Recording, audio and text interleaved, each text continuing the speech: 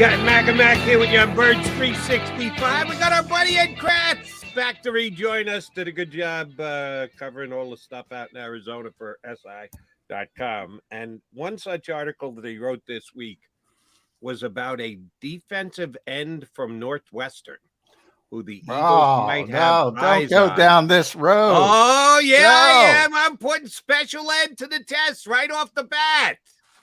What is that? What is the name of that defensive end from Northwestern who the Eagles may be looking to draft this year, Ed? You know, Jody, if you would have asked me 2 days ago when I wrote the story and it was on the tip of my tongue, I'd be able to tell you. It's going to take some practice. I think it's Adetomiwa Adebawe, something like that. I do not. I feel bad for Merrill Reese. He's got to get that down for years. By the way, Ed's on to something because this same thing we went through with Halapuli Bati, and that's not nearly as difficult as this. You know, the Eagles are going to take this kid just to screw with us, and probably later in the draft.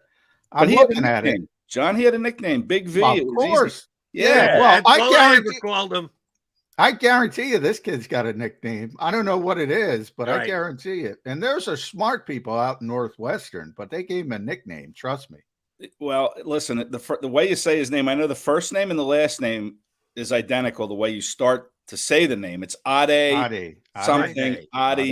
So maybe it's Adi. I'm going to go Adetomwa Adebawore. I gave it a shot. I'm going to stop at Adi. I'm just going to call him Adi from now on. I'm going to call him Big A. 284. He's not as big as Big V. Yeah, I'm going to call him Big A. That's a tough one, but he's a tough kid, and he's a kid that could draw the eye of the Eagles for sure. A couple mock drafts from NFL media types had the Eagles taking him. He's a guy that can. Where do they have him taking him?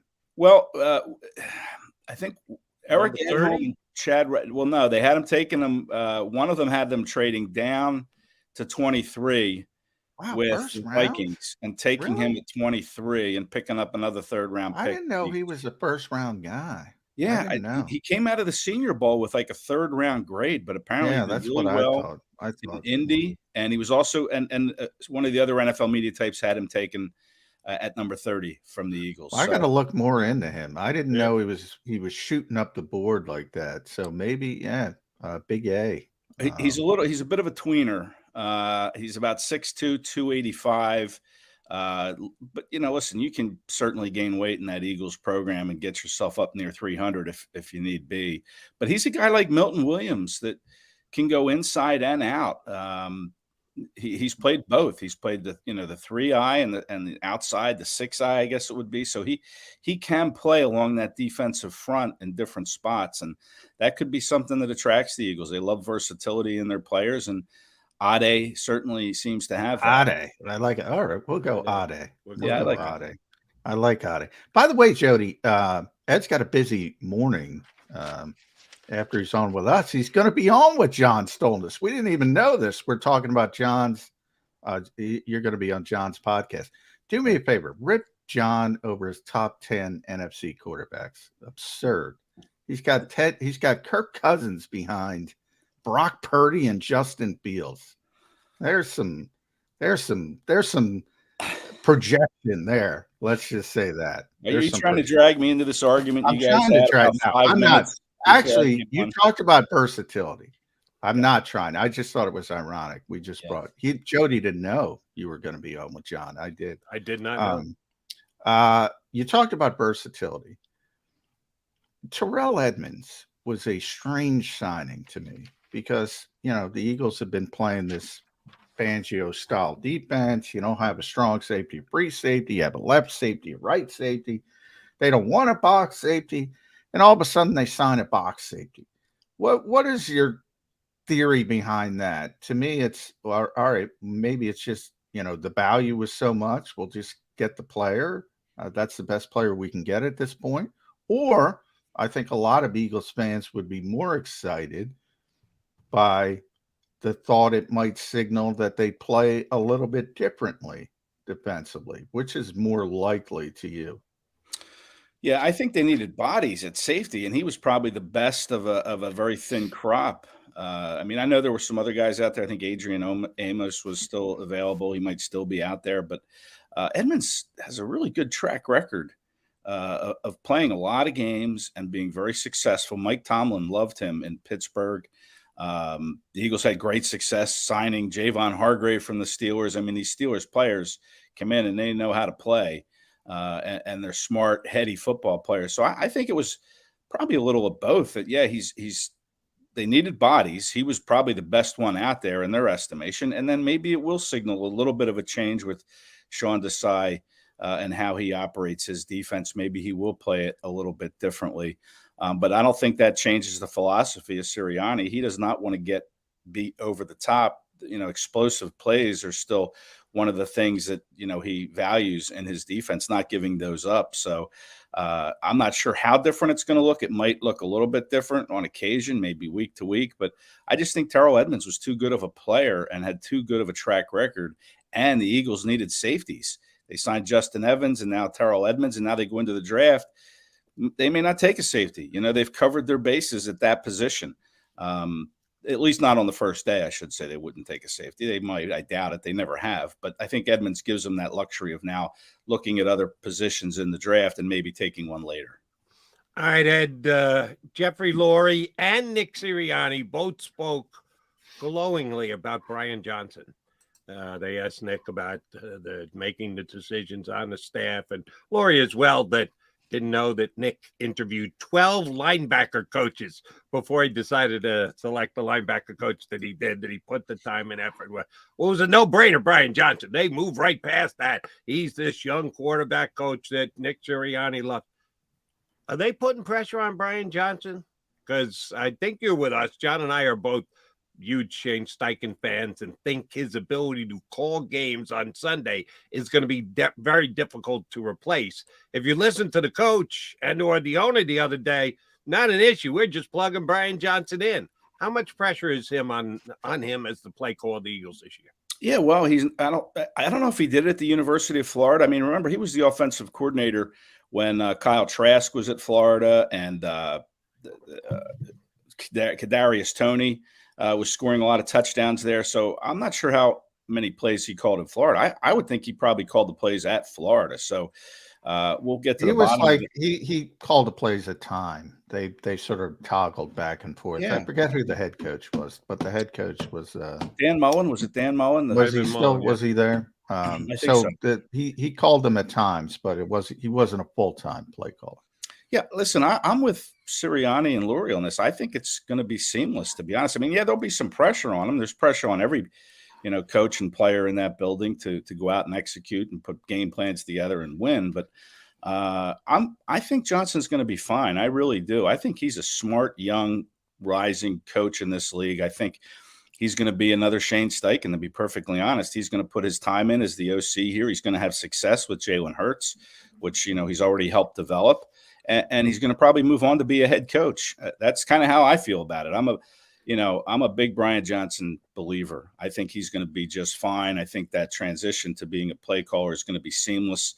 He's got the spring and the summer to work on it, right? And then preseason games and whatnot. So, I think he'll be ready when the curtain goes up to call plays. And are all the plays going to work? No, not every play does work, but he's going to be consistent, I think, with the success that he's going to have as the OC and the play caller.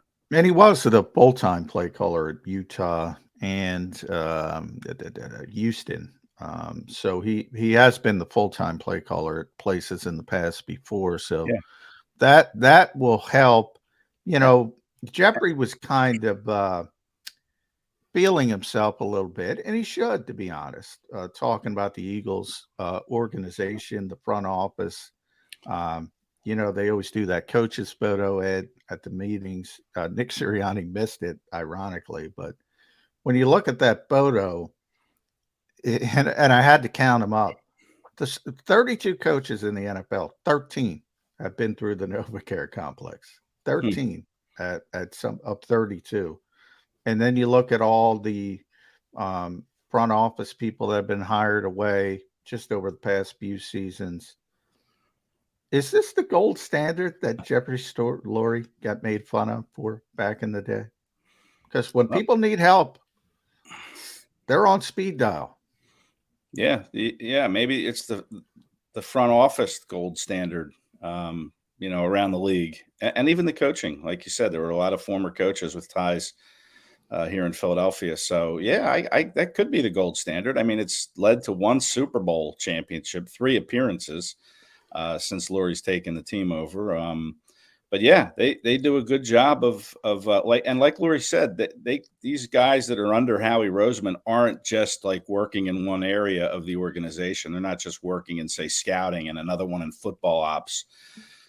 These guys that are under Howie Roseman are getting experience at every single aspect of the operation, and that makes them more valuable because they've kind of seen everything from soup to nuts, as Ricky Ricardo would say. But and by the way, to your point about Brian Johnson being a head coach, this is one of the places to be if you want to be a head coach. Yeah, and another thing about Johnson, he was and I was talking to people about this, and they weren't aware of this, is that he played quarterback at the University of Utah. I mean, he's really good quarterback. He was the MVP of the Sugar Bowl. He beat Alabama in the Sugar Bowl and was the MVP of that game. He had a great game. So he's a guy that's played the position. He's a guy that he's like a Frank Reich, who was a backup, and a Doug Peterson, guys that have success because they, that's part of their resume is having played that position. And Johnson has that. So yeah, the video game people will know, whatever it was, EA Sports, I think. He was on the cover of the college video game. That's how good he was at Utah as a quarterback. Yeah. Right. But all right. I'll play devil's advocate. Doesn't mean you can call plays. No. You can run plays. You can execute plays. Doesn't mean you can call plays. That's my only concern. Shane Steichen had a track record. We saw it. It unfolded. It was what it was last year. We're speculating on what Brian Johnson can do. I don't care whether he was on the cover of a video game and or was the MVP of the Sugar Bowl. Can he actually call plays as well as Shane Steichen? My answer is I don't know. You guys believe shouldn't be. I'm not with Ed fully there. I think Shane was really good at it. I think there's, it's the same offense, but I always tell people, you saw the difference between Nick. It's Nick's offense. Shane's a better play caller. I mean, he just is. There's a feel to it in the moment. I think Shane was very gifted at it. Not was. He's just out of town. Is. I think that's rare, Ed. I think there is going to be a step back. I don't think you get back to back. That's nothing against Brian Johnson. I think he'll be competent. I think he'll be fine. I think the Eagles' offense is so talented, they're just going to out-talent people half of the time. But I don't know. Shane was really good last year. Well, hopefully Johnson took copious notes on how it is done from Shane Steichen and learned for 2 years from Shane Steichen. I mean, he's a smart guy. I would assume that, he paid close attention to how Shane called plays. And I know there's a feel to it, and maybe that's an instinctual thing that not everybody will have. But I'm not, as far as my list of worries about this Eagles team going into 2023, play calling with Brian Johnson's probably down the list. That's fair enough. Yeah. And who agrees with you, Ed? That'd be the head coach, Nick Sirianni, because I remember him talking about he was always on the headset. He's there every single meeting. He's making suggestions. Yeah. I believe all that. I think that's probably all accurate. But then you got to make the exact right call at the exact right time. You got 40 seconds. You got much less than that, 40 seconds on the play clock. You got 20 seconds to figure it all out, get the information into the quarterback. It can be pressurized in the moment, so we'll see how that goes. Jeff Lurie the other day talked about offense wins in the NFL. This is an offensive league in which we're in. It's about the offense. And if we had gotten the ball back, I have faith that our offense would have walked down the field in the Super Bowl and either tied it up. So do I, by the way. I agree with him. He might very well be right. What's the next offensive move for the Philadelphia Eagles? They've had to rebuild the defense more than anything else this year with all the free agents that left, and they brought in a bunch of free agents other than moving Cam Jurgens to right guard, making sure that Kelsey guy is back at center. It's basically the same offense. If Jeff Lurie's worried about offense, it's all about the offense. What are the Eagles going to do next on offense, Ed Kracz? Well, I think they're going to go into the draft and start hunting some offense. To me, it was eye-opening that Nick Sirianni didn't throw his full vote of confidence behind Cam Jurgens to be the starting right guard in place of Isaac Seumalo. And with Reed Blankenship, Sirianni said, yeah, he's a starter. We have 100% confidence in him. He said he had confidence in Jurgen, but he didn't say he was the starter. He said it's too early to be talking about a so-called leader in the clubhouse at right guard. So that to me indicates they're going to start looking probably in the draft at someone that can come in and challenge to be the right guard. And to me, it's like a Peter Skoronski from Northwestern. He can play guard until maybe at what point he can slip out to right tackle to take over for Lane Johnson, or Paris Johnson from Ohio State, who played right guard for the entire 2021 season. And then last year, Johnson moved outside to left tackle, never skipped a beat. So that to me, I think, is what they're probably going to try to find, is someone to challenge to be the right guard. I mean, Jurgens is a little on the smaller side, very athletic, but you look at guards in this league, Landon Dickerson, 6'6", 330. Brandon Brooks was 6'5", 335.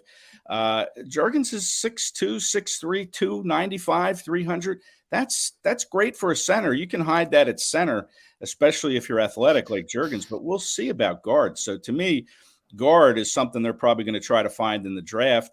And then you look at the wide receiver depth, not great after Quez Watkins. You have Britton Covey, you have Greg Ward, you have Tyree Cleveland. Not a lot there. So I think whether they do it as an undrafted free agent or later in the draft, I think they'll try to bring in a receiver for depth and then running back. I mean, if Penny gets hurt and Sermon isn't who you think he is, then what do you have? You have Gainwell and Scott, and maybe Kennedy Brooks, who was, on the practice squad last year. But again, that's a spot they could have looked to address as well. Everybody loves Bijan Robinson. I think he'd be great to pick at number 10, but, the Eagles don't do that. That's not how they operate. So I think they'll find a running back somewhere in the draft as well. But you have to look down the road too at this roster and some of the decisions they're going to have to make financially in 2024 and 2025 when Devontae Smith's contract is up after 24 and AJ Brown's salary cap hit is like 40 plus million in 2025. Kenny Gainwell contract is up 24. Yeah. So if you find a key piece in the first round, like a running back, then you have him for 4 years through 2026 to operate with Jalen Hurts. So it wouldn't shock me if they go running back in the first round, but I think that their first pick is going to be on the offensive line, and it's going to be someone with that guard tackle versatility like a Skoronski or a Paris Johnson. Yeah, the Cam point is interesting, Ed, because I saw that as well. I took it as, he wants him to earn it. The guy played, I think, 44 snaps last year. I mean, with Reed, he was undrafted, but he played a lot. He played over 300 snaps because of the various injuries in the secondary. And I wish, obviously I wasn't there, you weren't there, I wish somebody followed up and asked about Jacoby for that reason, because he didn't play either. He played just over 40 snaps. And how would it be handled that? He went down, let's see, of course, they don't have as much competition at linebacker. They don't have any linebackers. No. But I would have wished that follow-up was there, that nobody asked about Jacoby, because if he just slammed, as Nick tends to do, slammed the table and said, he's our starter, that it would have made me a little bit more, the antenna would have raised more about Cam. Am I making sense to you guys? Because neither of them played. I think he just wants Cam to go win the job. I think he expects him to win the job, but he doesn't want to just hand him the job. That's how I took it. Yeah, maybe the case. I mean, you mentioned Jack Driscoll in there too. Driscoll can play guard. So I just think there's going to be more added to that spot to go out and try to earn it and be the best guard he can be. But there are questions about Cam Jurgens' height, especially the height, when you look at guards, like I said, in this league. But yeah, Nakobe, Jody asked me about the offensive, the next move. I mean, the next move on defense, who are your linebackers? I mean, you're putting a lot of faith and trust in Nakobe Dean. kind of like they're doing with Brian Johnson. Can he call plays? I mean, can the Kobe Dean be an every down type linebacker? Can he cover? Can he hold up over 17 games? A little on the smaller side. A lot of questions there. And then what do you have after that? I mean, there's just not a lot there. They didn't address it in free agency. Well, they did sign Nick Morrow. I should amend that. Nicholas Morrow, the 18th century author. I like to call him. Yeah, he could be the guy. I mean, he led the Bears in tackles, just like Kaiser White led the Chargers in tackles before the Eagles signed him. Kaiser had a terrific season, so maybe Nick Morrow takes off, but they still need a little more there. And, we talk about not taking running backs or safeties in the first round of the draft. Could the Eagles maybe at the bottom of the first round take a linebacker? Maybe because they just don't have – players at that spot. Could they take one in the second round? They took Michael Kendricks in the second round once upon a time. They took Davion Taylor in the third round. Well, do you think Jeffrey Lurie kind of been that? I mean, that's what he said. You win with offense. That's right. I don't care about defense. That's right. But you still need somebody to play. And maybe they're confident that Sean Bradley can be in there or Davion Taylor, but it's just not – it just doesn't seem like enough. I thought they would make a stronger push for Bobby Wagner, bring in a veteran on a one-year deal. I think Levante David's still out there. I don't know what he has left. No, he's back with Tampa, I think. Oh, he is back with Tampa. Okay, so I don't know what's out there from a veteran standpoint that would come on the one-year deal, but they need more there. And how are they going to find it? Really, you're kind of left with the draft at this point, or once teams start making more cuts after the draft, which tends to happen once players start getting drafted at certain positions, that teams will start cutting some of the veterans after June 1st, baby. June 1st. Right. So, that's a position you're going to have to keep an eye on as well, because it, to me, is still a little thin, filled with questions on the Kobe Dean. Stay in the veteran mode. And, oh, by the way, Ed, there's a better chance they draft a running back in the first round than they draft a linebacker in the first round.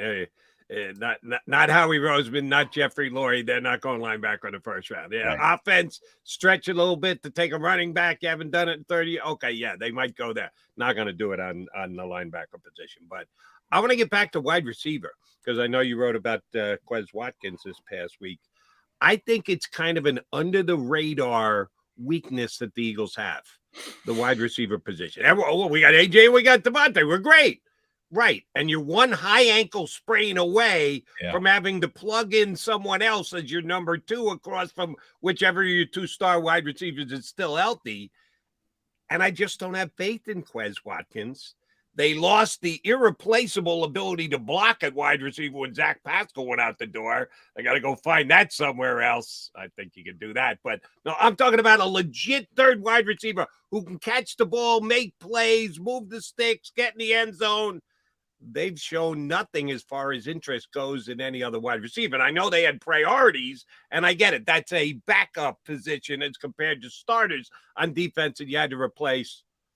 Is the Eagle wide receiver depth right now for you a weakness?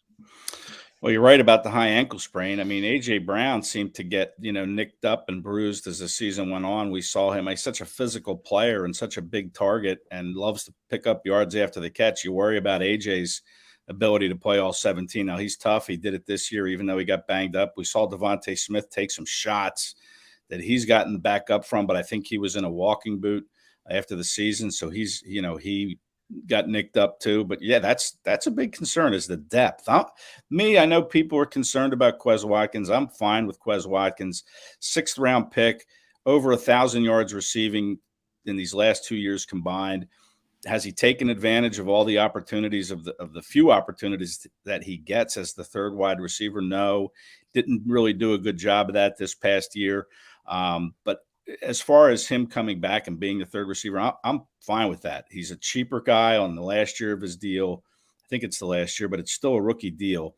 So he's not making a lot of money, which is important, obviously, for this team with what they're going to get with Jalen Hurts' contract extension. That's going to be a big hit. So you need cheap labor. Watkins fits that bill. He's a serviceable wide receiver number 3. The Eagles don't use the wide receiver number 3 a lot, but they do have to address the depth for injury's sake. And what's after him? Like I said, Covey. I mean, Britton Covey's a small guy. They're going to bring somebody in. Yeah, they got to. They have to. Yeah, they do. And you can't. I mean, look, if you lose players like A.J. Brown, Devontae Smith, you're taking a significant hit. But you'd like a little bit more depth. But you know what? If he makes that catch in the Super Bowl, nobody's got a problem with Quez Watkins. He didn't make it though. But he didn't. That's right. At Kracz E, follow Ed on Twitter. I know you got to go to talk to Stolness, and you don't have to rip him. I'll rip him next week when it comes on here. SI.com/NFL/Eagles. You mentioned, I'll leave you with this. You mentioned Trey Sermon before. We've been through this before, Ed, 100 times. Last year it was Tay Gowan and Kerry Vincent, Mac McCain, and cornerback. We love these guys. Bradberry comes in, you never hear their names again. Nick sort of brought Trey Sermon up out of nowhere. And I'm buying this one a little bit more for this reason. One, I think, Ed Kracz and Jody McDonald can probably get 500 yards with Jalen Hurts playing quarterback in this offensive line. So, why not Trey Sermon? Cost effective. You mentioned cheap labor. Why can't this kid? He'll be healthy. You don't have to worry about that. You got to worry about it with Rashad Penny. Why can't he run for 1,000 yards behind this offensive line? He might be able to. I mean, listen, he didn't get any opportunity last year. He had the one game against Jacksonville. I think 2 for 19, right. Almost 10 yards a carry. Yeah, I mean, that's pretty good batting average right there. So I thought Sermon should have been active a few times last year. I mean, you look at him, you see him. He's a big, strong-looking guy, man. Yeah, he's a big dude. Would be a load to tackle.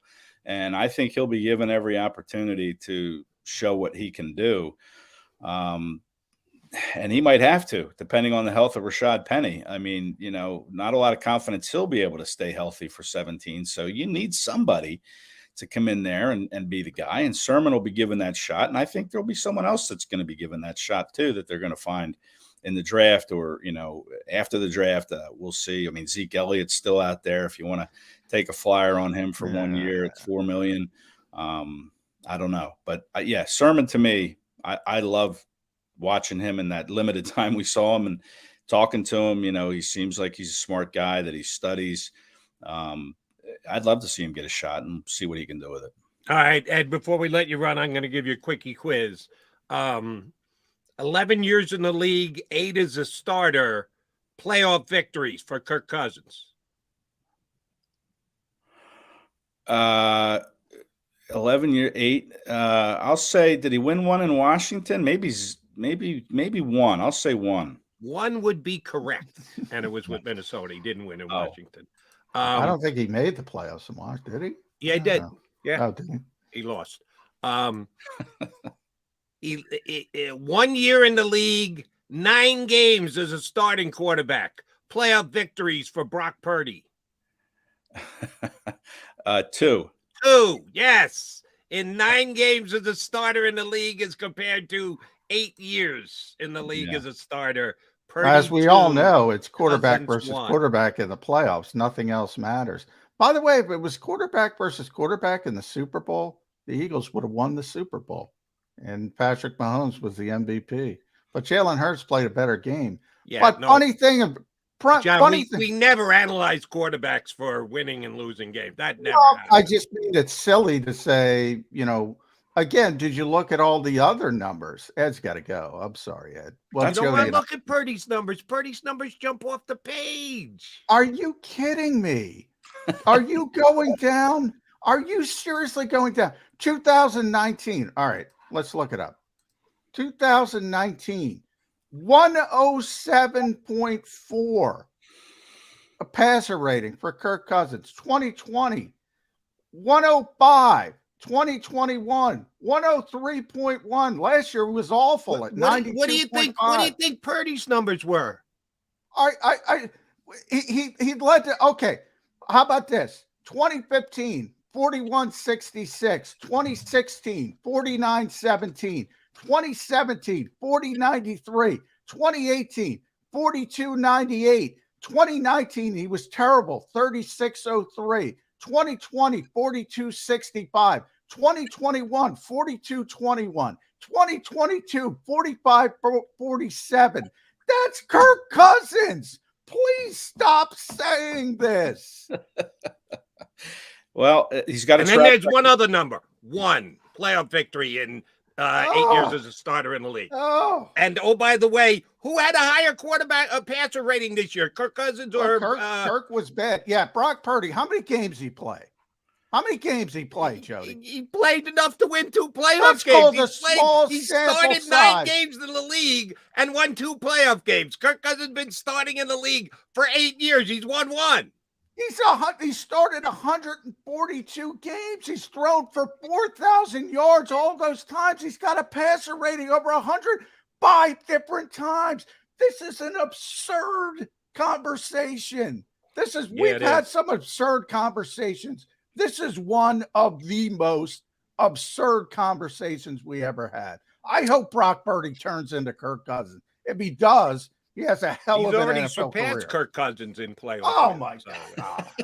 I'm going to walk off the show. This is absurd. This is absurd. This is the dumbest conversation I've ever had. John, I'm worried about your blood pressure there, John. It is. My blood pressure has raised. It's absurd. I can It tell. is ridiculous. Cousins has the track record, okay? Give him that. You ask Kyle Shanahan today, Kyle Shanahan will tell you, honestly, who the better quarterback is. And it ain't Brock Purdy, and that's his quarterback. Well, he had this offseason to trade for him and didn't quite pull it off. So he's going back to Brock Purdy again next year. Ridiculous. Ridiculous.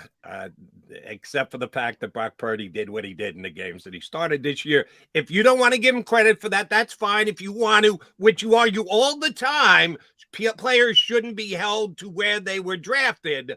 I firmly believe that everybody is not giving Brock Purdy the credit for what he accomplished because of his track record, because of where he was picked. The most talented team in football was arguably either the Eagles, not arguably, it was the Eagles or the 49ers.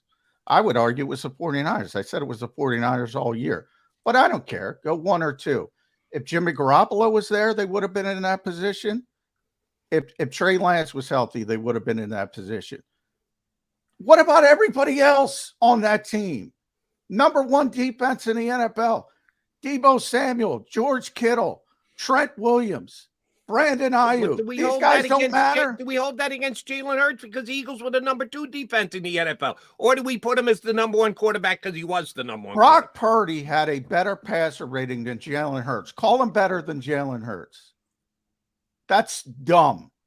That's dumb. But he had a better passer rating. But Jalen actually won playoff games, which Kirk Cousins never does. So that's you moved the goalpost so much. I put a heavy emphasis on I don't even know playoff where the goalposts wins. are. You moved the goalpost so much. John, you do the same thing. You do the same thing. When I walk into Lincoln Financial Field, I know where the goalposts are. When I talk to Jody McDonald, I don't know where the goalposts are. I don't know where the goalposts are. But I do know this. Kirk Cousins is a better quarterback than Brock Purdy. We're going to have an NFL GM. We'll ask him the question. Who's a better quarterback? Okay. I think I know who the answer is going to be. I'll ask Stolness. We're going to talk about it on his show next. Well, he picked Brock Purdy. Yeah, I know. But even he had Brock Purdy at number 9. Jody's got him in the Hall of Fame. No, I just have him rightfully placed in front of Kirk Cousins. John, that's one that John Stolness got right. We'll let you go talk to John Stolness, Ed Kracz. Thank you very much for hopping out with us today. Thanks, guys. My pleasure. Thanks, Ed. Sorry, we That's kept that too late with my rant. I mean, this is dumb. This is dumb. This is dumb, Jody. All right. We'll be back with more dumb conversation here on Birds 365.